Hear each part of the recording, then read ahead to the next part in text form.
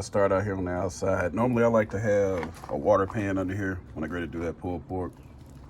Already got my charcoal lit. I put one of those wicks under here on this side. No lighter fluid. Lit just one side so I can do the snake method and slowly heat up all the other charcoal. And that way you won't have to use so much. Got that piece of wood on there. That's some hickory, but this is what I'm about to put on there. I'm gonna scatter it across there so it can get a full smoke the whole time. Whenever you're smoking pulled pork, you want the smoke to start right away. You don't want to do it later so it can penetrate. But I normally like to get a pair of these old tongs from Dollar Tree, clean my grill with. That way you can get the entire grate and scrape it. See, watch this stuff come right off. You see that? It gets the whole thing. Yeah, it's time consuming, but it's better than those wire brushes that leave those little bristles that get in your meat and stuff, and get metal and stuff inside your body, which is unhealthy. Yeah, I've tried the wooden ones too, but they don't work as good either. They're okay. Like I got a wooden scraper that I'm gonna use on here right after this right here, but I'm trying to get everything all in between there off of here. I know that's flavor. Some people like that flavor, but I like to get a lot of that crap off of there before I start cooking. Anyway, see you back. One other thing, I used to buy that little sealant stuff that goes around the firebox, but that stuff started melting, letting off a chemical scent. So I stopped buying that. I got that wide open until the smoke starts rolling, then I'm gonna close it all the way off, which the smoke is now rolling, so it's time to close it all the way off. This is what you call dirty smoke, so you wanna let that clear up just a little bit. Let that wood start burning, crystallize, and then you'll see a little bit less smoke. What you have here is a pork roast that I had cut yesterday by the butcher. Pretty much get them cheaper whenever you go and have them cut versus buying those ones at Walmart. Plus these are much better. They're all natural. I don't like those ones with all those fillers and stuff in it. But yeah, it's, let's see how many pounds it is. It's 4.4 pounds or whatever.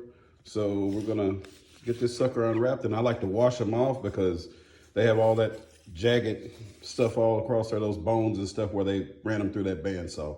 So let's get it, let's go. I like to use a little French's mustard on mine. Just enough to massage on that sucker like you're putting some lotion on your body. That should be enough to rub the whole thing down. So let's get that rubbed down. All right, whenever you get that mustard on there and rub it all in, make sure you lift that flap up to get it all up under there as well. Anyway, this is my little secret rub that I make up. It's got a lot of brown sugar and stuff in it. But you buy whatever your favorite rub is at the store. But this is mine that I sell that wows the crowd, as they say. But anyway, let's get that sprinkled on. You sprinkle it on as heavy as you like your rub, but I'm gonna go light with this. And you're not gonna actually rub it in like it says, you're gonna pat it in. So put your glove on and pat this in if you're making this for somebody else. Let's get it, let's go. All right, I left the pork roast on its side. Just to show you, make sure that you're seasoning the sides. Get the top and the bottom, whichever one you call the top and bottom, and get under the bottom where the fat cap is. All right, time to go throw this bad boy on the smoke. As you can see, that heat is rolling. They boiled all that water out of that pan. Anyway, get that pork roast sitting right over that pan. Let's get it. All right, we got the pork roast sitting right there. I got the pan blocking that inlet that's over there. So it's letting the heat in, and there won't be any direct heat over there. All right, we got that side cleaned off, and let's let it smoke. At this time, go ahead and close your spout off right here. All right, it's smoking rather nicely. I like to chop up some onions and then dice them really tiny and throw it all over mine while it's smoking. And you can rake them off after you get done if you want to. But anyway, yeah, it's smoking pretty good. All right, let's let this thing sit out here for about an hour, and then we're gonna come down and spray it with some apple juice. Yes, apple juice. All right, this meat has been smoking for like an hour. Let you in on one of my little secrets. I like to get like, when I have about this much left of my Worcestershire sauce, I buy more because I'll add apple juice to the rest of this bottle and shake it up. So about that much Worcestershire sauce left in this bottle and the rest apple juice. And that's what I spritz this meat with to keep it moist and juicy. And it gives it a really good flavor. I'm trying to get this open with one hand while I'm talking to you. So basically, just shake it on there.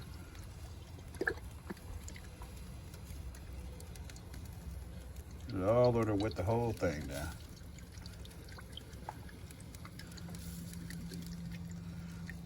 And that will keep everything nice and moist. Of course, this video is not about ribs, but since I got them on here, I'm gonna show them to you.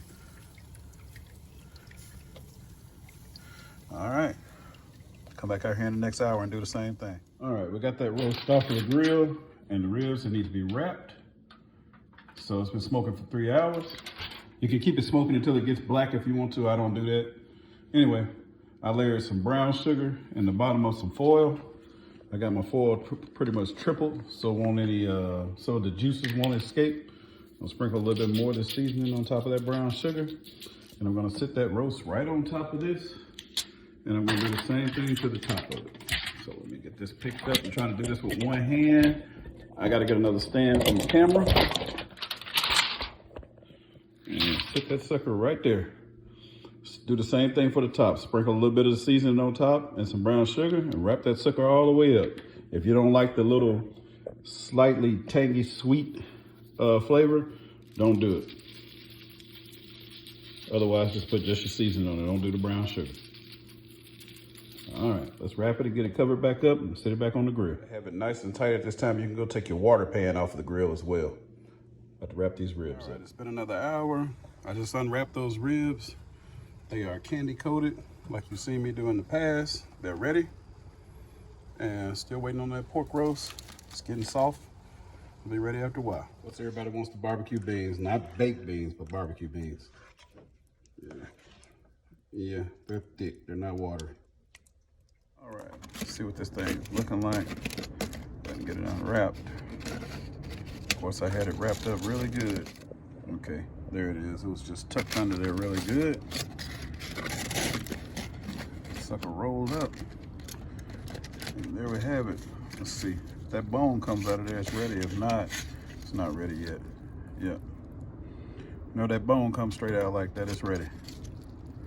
So get this inside and shred it up. Let's get it, let's go. Look at this. It's just falling apart. Falling all to pieces. That's the way you want it.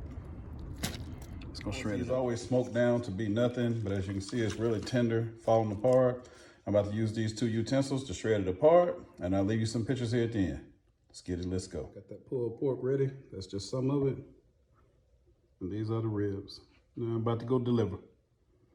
Let's get it, let's go. That's the smoke ring. I know you want to see that. Let me get right in there.